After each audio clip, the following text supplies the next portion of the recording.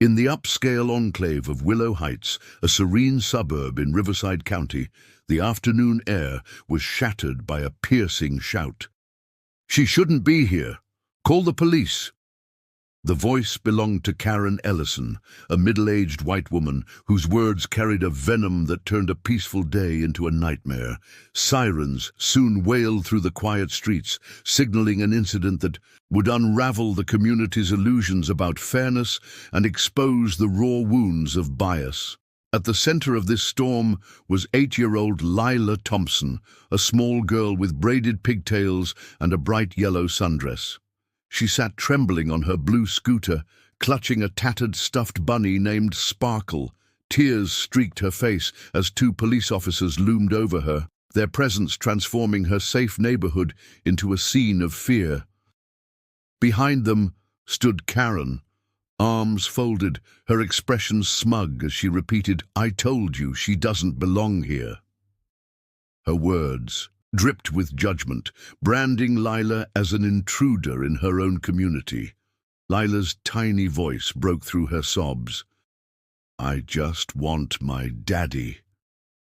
It was a plea that would echo in the hearts of everyone who witnessed this moment. A cry from a child caught in a web of adult prejudice. But Karen didn't know something critical. The officers were unaware too. A truth was about to emerge that would flip this tragedy on its head, exposing the ugliness of snap judgments and the devastating impact of racial bias. If you're moved by stories that confront injustice and demand change, this is one you need to hear. What sparked this chaos wasn't a crime or a threat. It was the simple, innocent curiosity of a child.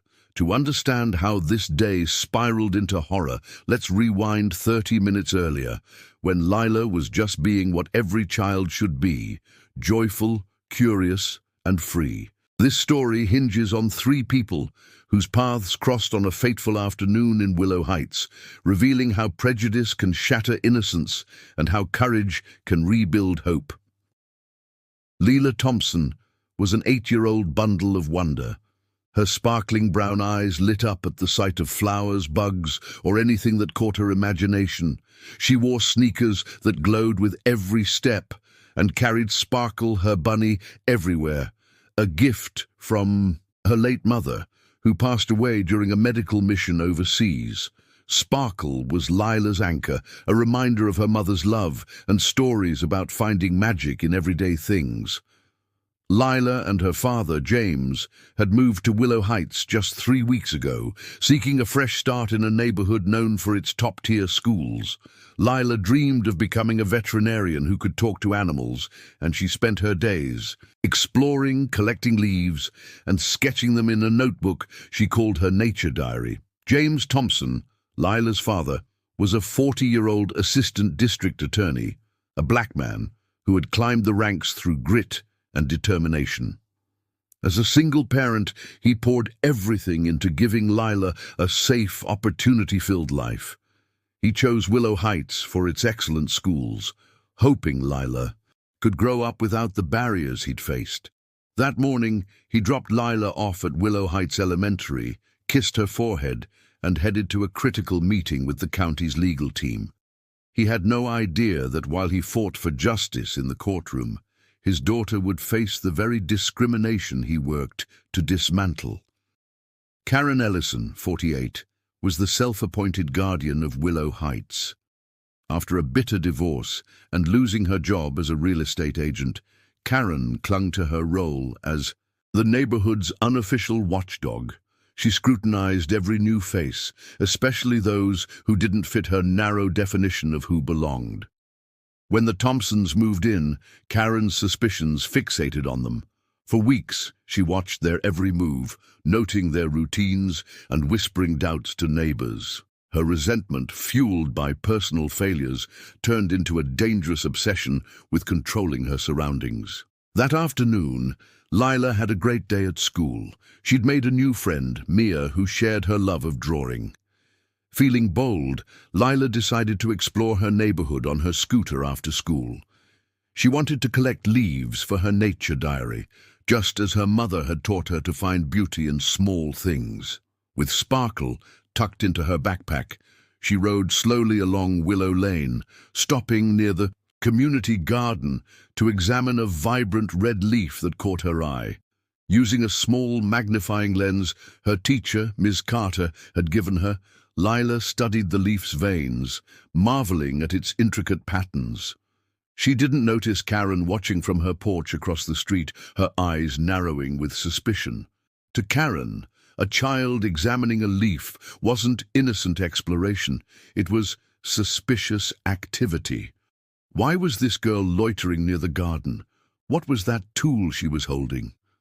Karen's mind raced to the worst conclusions, and she saw her chance to act on her biases. Karen stormed across the street, her footsteps heavy with purpose. "What are you doing out here alone?" she demanded, her voice sharp enough to startle Lila. The girl looked up, confused, but eager to share her discovery. "I found a pretty leaf," she said, holding it up with a shy smile. "My mom used to say leaves tell stories if you look closely." Karen wasn't interested in stories. She snatched the leaf from Lila's hand. "You're not supposed to be poking around here," she snapped. "Where are your parents? What are you really doing?" Lila's smile faded. She tried to explain, but her words stumbled.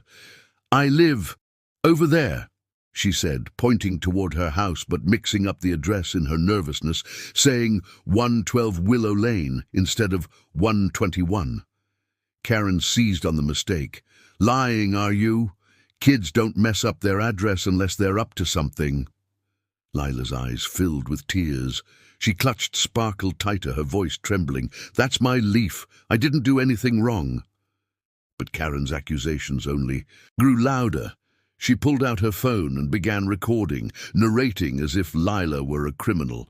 "I'm documenting suspicious behavior in our neighborhood," she said, her tone dripping with self-righteousness.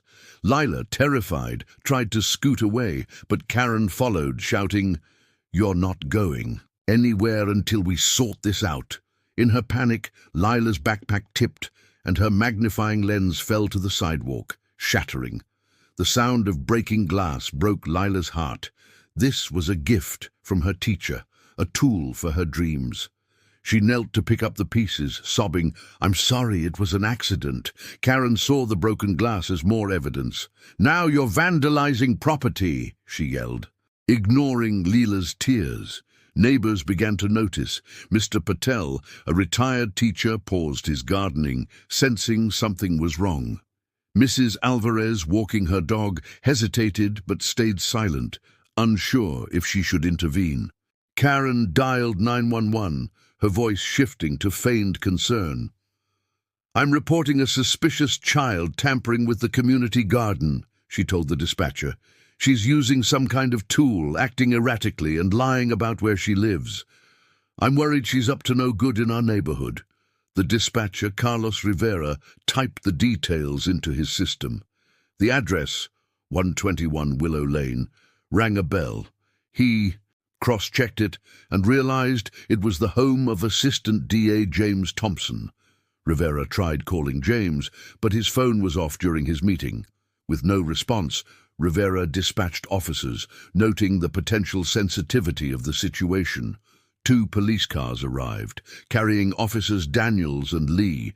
Daniels, a seasoned officer, was trained to follow protocol strictly. Lee, newer to the force, relied on her gut, but often deferred to her senior partner. They approached, expecting a potential threat based on Karen's call. Instead, they found a crying 8-year-old clutching a stuffed bunny, surrounded by broken glass. "Is this the suspect?" Daniels asked Karen, his tone skeptical. Karen nodded vigorously. "She was tampering with the garden, lying about her address, and now she's broken property. I've been watching her for a while. She doesn't belong here." Lila, overwhelmed, could barely speak. "My name's Lila," she whispered when asked. I think it's 121 Willow Lane."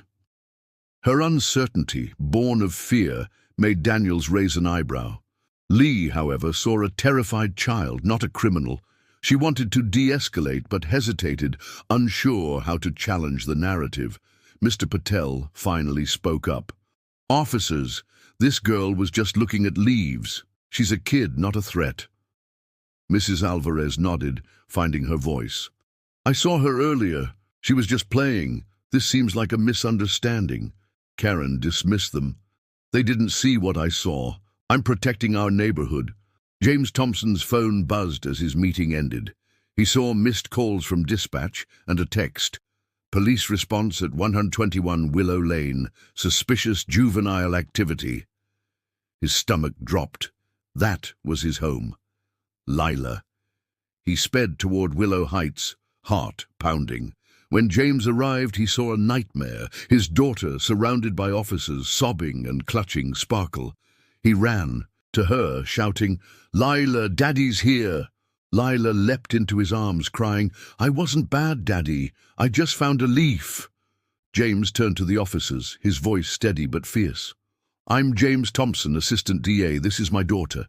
Explain to me why my 8-year-old is being treated like a criminal." The officers froze. Daniels stammered, "We got a call." "About suspicious behavior, sir." James cut him off. "You saw a crying child with a stuffed animal. Why didn't you question the call?" Karen's confidence crumbled. "I didn't know she was your daughter," she mumbled. "She looked suspicious." But her excuses fell flat. The neighbors, now a small crowd, glared at her, realizing her accusations stemmed from prejudice, not evidence. James held Lila close, shielding her from the chaos. He addressed the officers. "I want a detailed report on this incident. How did a child collecting leaves become a police matter?"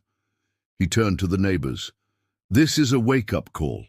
We need to do better for every child in this community." Mr. Patel, shaken, gave Lila a new magnifying lens the next day with a note, "For the young explorer, keep discovering."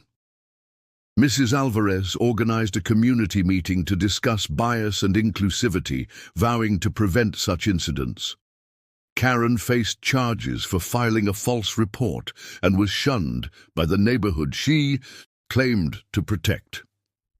James used the incident to push for change in the DA's office, advocating for training to identify bias-driven calls and protect vulnerable residents.